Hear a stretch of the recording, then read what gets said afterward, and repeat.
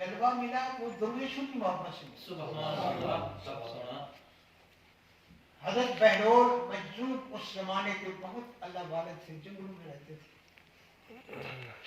ہارون الرشید ایک بہت امیر بادشاہ تھا، بڑا بادشاہ تھا. اس کو بھی اللہ والوں سے محبت. بڑے لاؤ لشکر کے ساتھ جا رہا تھا تو حضرت بہلول بیٹھے ہوئے تھے جنگل میں. بچے جیسے پاؤں پہ کھڈیاں بناتے اسی طرح کافی تعداد میں بنائے بیٹھے. بی بی زبیدہ جو ہارون رشید کی بیوی تھی وہ ولیہ تھی، وقت کی کلندر تھی. بادشاہ تو دنیا دارا میں تھا. یہ نصیب کی بات ہوتی ہے کہ جا رہے تھا، قافلہ جا رہا تھا، آگے پیچھے ادھر ادھر فوج پولیس سارے. بیوی بھی ایک کچاوے میں بیٹھی ہوئی تھی اونٹ میں. بادشاہ بیٹھا ہوا تھا تو دیکھا دور سے تو ایک بندہ بیٹھا ہے، بکھرے ہوئے بال ہیں، داڑھی ہے، کپڑے پرانے ہیں، گرد آلودہ بال ہیں، لگا ہوا ہے کام. بادشاہ نے پوچھا کہ کون ہے؟ بادشاہ کے جو نوکر تھے یا اس علاقے کے بڑے آدمی ان کے ساتھ ان نے کہا یہ فقیر آدمی ہے، ایسے مست آدمی. تو بی بی زبیدہ نے سن لیا. یہ اندر کی بات ہوتی ہے، جس کے اندر میں کچھ ہوتا ہے نا وہ پھر بولتا ہے. انہوں نے سنا فقیر بیٹھا ہے تو بیٹی کہنے لگی میں تو ضرور جاؤں گی فقیر کے. بادشاہ نے کہا کیسی بات کرتی ہے، ہمارے ساتھ اتنا بڑا قافلہ ہے، ایک مٹی پہ بیٹھنے والے درویش کے پاس ہم اتنے بڑے بادشاہ کیوں جائیں؟ بی بی زبیدہ نے ضد کر دیا تم جاؤ نہ جاؤ میں ضرور جاؤں. بادشاہ کو جانا پڑا. جب وہاں فقیر کے پاس گئے تو السلام علیکم بادشاہ. پوچھا بیوی نے کیا بیٹا کرنی فقیر ہے؟ سبحان اللہ. جو آپ اتنے جنت دے محل بنا. نبی پاک نے فرمایا اعتقادکم ینفعکم، جتنا تمہارا اعتقاد ہوا اتنا نفع پہنچے. سبحان اللہ. یہ اندر کی بات. پوچھا بیوی نے کتنے کا محل ہے؟ کہا 10 روپے کا. خزانچی کو آرڈر دیا 10 روپے دے اس کو. ہارون الرشید کہہ لگانے لگا تو بے وقوف ہے، جنت کے مال اس کی دنیا ایسے ہوتے ہیں. جنت کے مال جنت کا تو آخرت میں وعدہ ہے. یہ مٹی کے بنے ہوئے یہ کیا فقیر کی کیا ہے جنت؟ اس نے کہا نہیں میرا یقین ہے جو کچھ فقیر نے کہا میں نے اس کو سمجھا. ایسے مذاقی کرتے کہ راستے میں تو نے 10 روپے ضائع کر دیے. انہوں نے کہا نہیں ضائع نہیں ہوتے، مجھے ضرور جنت کا مال ملے. فقیر نے کہہ دیا یہ مال تیرا ہے جنت. رات کو جب سوئے تو ہارون الرشید رات کو خواب دیکھ رہا ہے جنت کے محل بنے ہوئے ہیں، ایک بہت خوبصورت مال. بادشاہ نے پوچھا کہ جی کس کا مال؟ انہوں نے کہا یہ ہارون الرشید کی بیوی زبیدہ کا مال ہے جو سلطان فقیر سے لیا. بادشاہ کی آنکھ کھل گئی. اب بیوی زبیدہ اپنے کمرے میں عبادت کر رہی ہے، نوافل پڑھ رہی ہے. جا کر دروازہ کھٹکھٹایا کہ کون؟ کہتا ہے ہارون. اس ٹائم کیوں آئے؟ کہنے کا دروازہ کھولو تھا. میں نفل پڑھ رہی ہوں، تلاوت کر رہی ہوں. انہوں نے کیا مسئلہ شروع کر دیا؟ 1 منٹ کھولو. جب کھولا اللہ تو کہنے لگا چلو مجھے بھی ایک مال خرید دو. بیوی زبیدہ نے کہا کل تو تم مذاق ہی کرتا تھا، اب کیا ہو گیا تجھ کو رات کو؟ اس نے کہا واللہ کہ میں اپنی آنکھوں سے تیرا محل جنت میں سبحان اللہ. بیوی زبیدہ نے کہا اب بیاس ہو جائے، صبح ہو گئی، رات کو کہاں جائے؟ بڑی مشکل سے رات کاٹی بادشاہ نے. صبح پھر گئے قافلے کے ساتھ. دیکھا فقیر لگا ہوا بنا رہا ہے. جیسے دنیا والے اپنے دنیا کے کام میں لگے ہوتے ہیں، فقیر اپنے کام میں لگے ہوتے ہیں. ہارون الرشید نے پوچھا کیا کر رہا ہے؟ فقیر کہتے جنت کے محل بنا رہا ہوں. کتنے کا ہے؟ کہا 10,000 روپے کا. ہارون الرشید نے کہا کل 10 روپے میں بیچا، آج 10,000 کا بن گیا. ایک رات میں اتنا مہنگائی ہوگی. فقیر نے کہا کل بن دیکھے سودا تھا، آج دیکھے ہوئے سودا. آج دیکھے ہوئے سودا. اس لیے اللہ تعالیٰ نے ہمارے آقا مولا حضرت نبی پاک صلی اللہ علیہ وسلم کے ساتھ وعدہ فرمایا والا سوفا یوتی کا ربوں کا فتح. اے میرے محبوب کے بارے غمگین نہ ہوں، دن قیامت کے جیسے ہی امت کے بارے میں آپ راضی ہوں گے اور سترا راضی کریں۔ سبحان اللہ۔ تو میرے دوستو، یہ دنیا مسافر خانہ ہے، یہ کسی کا گھر نہیں، کسی کا وطن نہیں، کسی کی جاگیر نہیں، کسی کی، بالکل اس کا مالک وہ ہے۔ یہ سب کچھ اللہ نے ہمارے لیے بنایا اور ہمیں اپنے محبوب کے صدقے سب کچھ دیا ہے۔ حضور کے طفیل میں یہ سب نعمتیں ملی ہیں، کافروں کو ملی ہیں، مومنوں کو ملی۔ اب اسرائیلی کتنے دولت مند ہیں، یہودی کتنا پیسے مند ہے، لیکن ان کو صرف دنیا ملی ہے، ہمیں دنیا بھی ملی ہے، دین بھی ملا ہے، حضور کی محبت میں ملی ہے۔ ان کو صرف دنیا ہے، ہمارے لیے دنیا بھی ہے، ہمارے لیے رسول بھی ہے، ہمارے لیے دین بھی ہے، ہمارے لیے آخرت کا سبحان اللہ۔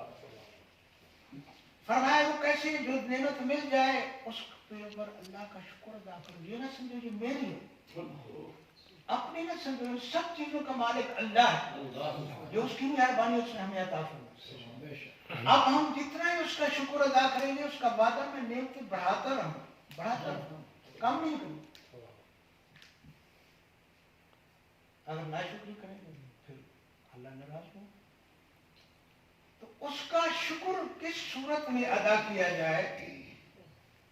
اللہ کی نعمتوں کا شکر جو ہے وہ غلامی مصطفیٰ سے ادا ہو۔ حضور نے جیسے شب و روز کیے، ہمیں بھی اس طرح کرنا چاہیے۔ حضور نے جیسے اپنے اہل بیت کے ساتھ سلوک کیا، غلام کو بھی ویسے کرنا چاہیے۔ حضور نے اپنوں سے جیسے سلوک کیا، ہمیں بھی ویسے کرنا چاہیے۔ حضور نے اپنے دشمنوں کے ساتھ جو سلوک کیا، ہمیں بھی دشمنوں کے ساتھ ویسا سلوک کرنا چاہیے۔ حضور نے غریبوں کے ساتھ، امیروں کے ساتھ، بادشاہوں کے ساتھ، ہر ایک لوگوں سے حضور کا واسطہ پڑا، کیونکہ حضور رحمت للعالمین ہے۔ بڑے بڑے بادشاہ آپ کے در پہ حاضری دیتے، بڑے بڑے فرشتے حضور کے در پہ حاضری دیتے۔ تو واحد ہی وہ در ہے جہاں پہ ارشی فرشی آتے ہیں، انسان گرند چرند پرند مخلوق ساری آتی ہے، کیونکہ خدا کا تو کوئی نہ کوئی گھر ہے نہ در ہے۔ جس کو بھی کبھی کوئی ملا تو در مصطفیٰ سے ملا، حضور کے در سے ملا، اور اسی طرح ملتا رہے گا اس دنیا میں بھی آخرت میں بھی۔ میدان حشر کے اندر جب قیامت برپا ہوگی تو کوئی نبی جرأت نہیں کرے گا کہ خدا کی بارگاہ میں عدالت، اس کی بارگاہ میں عرض کرے یا اللہ مہربانی کرو، بس حساب کتاب کرو، میزان لگاؤ، بس فیصلہ کرو۔ سب ڈر جائیں گے، سارے نبی، سارے پیغمبر، ساری اولاد آدم در مصطفیٰ پہ کہا جائے گا آج اگر کچھ کام کسی کا بننا ہے تو آمنہ کے لال میں ملے گا۔ سارے نبی رسول آدم سے لے کر عیسیٰ علیہ السلام تک میرے آقا کے در پہ ہوں گے، حضور آؤ، مخلوق تو بڑی پریشان ہے، آج آپ ہی ہیں اور ہے کوئی نہیں جو سفارش کرے ہمارے، ہر کوئی نفس و نفسی کہہ رہا ہے۔ حضور اللہ کی بارگاہ میں سجدہ فرمائیں گے، 7 دن اور 7 رات جتنا اندازہ کرنا، کیونکہ اس وقت تو رات دن ختم ہو جائے گا، اتنا لمبا سجدہ رو کے دعا مانگیں یا اللہ۔ اللہ فرمائے میرا محبوب رو نہیں، سر اٹھا، جیسے کہے گا ویسے کریں، جیسے کہیں گے آپ ویسے کریں۔ تو ایسا غم گسار، ایسا ہمارے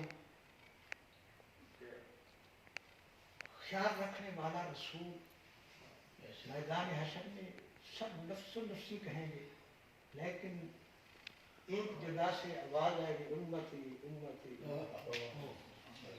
مخلوق حیران ہو جائے گی کہ یہ کون ہے؟ ساری نبی نفسی نفسی کہہ رہے ہیں، یہ امتی امتی کہہ رہا ہے۔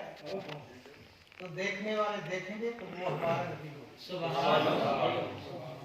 حضور امت کے لیے دعا کریں گے، اس لیے فرمایا یہ دنیا کچھ نہیں ہے، یہ تو کھیل تماشا، ایک مر رہا ہے، ایک پیدا ہو رہا ہے، ایک بادشاہ بن رہا ہے، گدا بن رہا ہے، کوئی بھیک مانگ رہا ہے، کوئی خیرات تقسیم کر رہا ہے، یہ تو کھیل تماشا۔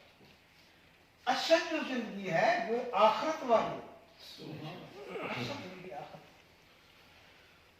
लौकानी जालमून, फरमाया वहां तो इतना नेमते हैं, ऐसी नेमते हैं ना किसी आंख ने देखी, ना कान ने सुनी, ना किसी के अकल में आई। ऐसी आला नेमते हैं जो हजूर की उम्मत के लिए बनाई गई और किसी के लिए नहीं,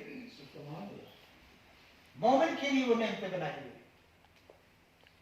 और फिर वो क्या है, यहाँ तो चलो 100 भैंस होगी, दूध के मटके भरे हुए हैं, अंगूर के, आम के, अनार के बाग हो गए, यहाँ करेटे भरी हुई होगी, लेकिन जन्नत में क्या होगा, दूध की नहरें बह रही, दूध की नहरें बह, शहद की नहरें बह रही, शरबत की नहरें बह रही, और वहां पे बागात हैं, बागात हैं। जन्नती, मेरे आका ने फरमाया जन्नती का ख्याल होगा मैं अंगूर खाऊं तो फौरन अंगूर के सामने, आम खाओ आम सामने आ जाए। फिर वो क्या है कि वो ताअबद, हमेशा हमेशा, ये नहीं कि 6 महीने साल के बाद 10 साल 20 साल 60 साल, हमेशा के लिए। और जन्नतियों का जो उम्र होगी वो एक अपनी जैसे बच्चा जवान होता है, हमेशा इस उम्र में रहेगा, बूढ़ा नहीं हो, बीमार नहीं हो, तकलीफ नहीं हो, हमेशा खुश रहे। ये हजूर के गुलामों के फरमाया लौकानु जालमून, तुम अगर आखिरत को देखते ना, तुमको पता होता ना वो कितना अजीम नेमत है, तुम तो दुनिया से मोहब्बत ही ना करते, तवज्जो ही ना करते, बस यही चाहते बस हमें गुलामी मुस्तफा मिल जाए ताकि हमारी आखिरत समझ, आखिरत की नेमत। हजरत बिलाल रज़ियल्लाहु तआला अन्हु, हजूर जब मेराज की रात अर्शों पे गए तो अल्लाह ताला ने हुक्म फरमाया कि जिब्राइल हजूर को ले जा जन्नत में सैर करा के आओ, क्योंकि मक्के में मुशरिक मुसलमानों को अजियत देते, तकलीफ देते थे, हजूर को तकलीफ होती थी, मेरे गुलामों को ये इतना तकलीफें देते थे। और काफिरों के पास बहुत कुछ होता, मुसलमान फकीर होते, तो अल्लाह ताला ने बिलाल का ले जाओ, और जन्नत में पहले ऐलान हो चुका था कि अल्लाह के महबूब सैर के लिए आए हैं, जन्नत को होर गिरमान सारा अमला तैयार हो जाए इस्तकबाल के, कितना बड़ी शान है। हम जरा तवज्जो करेंगे, अल्लाह ने हम पे कितना बड़ा करम किया और कितना अजीम रसूल का कलमा नसीब फरमाया। जन्नत की हूरें तैयार हो जाएं, और हूरों की जो सरदार है उसको हुक्म होगा जाओ मेरे हबीब का इस्तकबाल करो। हजूर फरमाते हैं जिब्राइल अलैहिस्सलाम के साथ में जा रहा था तो आगे चलने की किसी की आवाज आई, मैंने पूछा जिब्राइल जी आगे कौन जा रहा है, आगे आप हैं, हमारी और तो कोई है नहीं, तो ये आवाज किसकी है, हजूर आपका गुलाम जो बिलाल है ना, वो तहज्जुद के लिए जा रहा है, उसके कदमों के आठ अर्शे मोहल्ला पे, सुभान अल्लाह।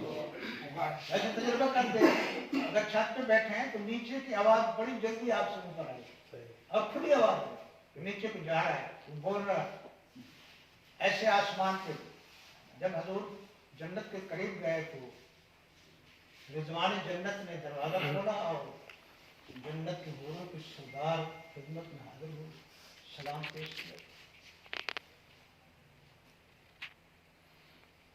अल्लाह ने फरमाया तू सवाल कर मेरे नबी से, अपने मकसद का हाल पूछ। जन्नत की हूरों ने सवाल किया, हजूर अल्लाह ताला ने जन्नत की सब हूरों को आपकी उम्मत के लिए बनाया है, मैं जब से मुझे अल्लाह ने पैदा किया है मैं सारे हूरों की सरदार हूँ, मैं इस फिक्र में मुब्तला हूँ कि मेरा दुल्हा कौन है। सुभान अल्लाह। इतना मुझे हुस्न जमाल बख्शा गया है, मुझे बताएं कि मेरा दुल्हा कौन है। हजरत 2 मिनट तवक्कुफ किया और फिर फरमाया मैं चाहता हूँ कि मैं तेरा निकाह अपने मुअज्जिन बिलाल से।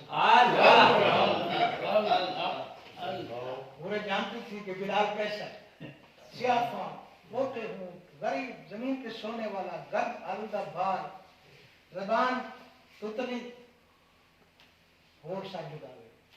हजूर ने पूछा क्यों, क्या तुझे मंजूर नहीं है?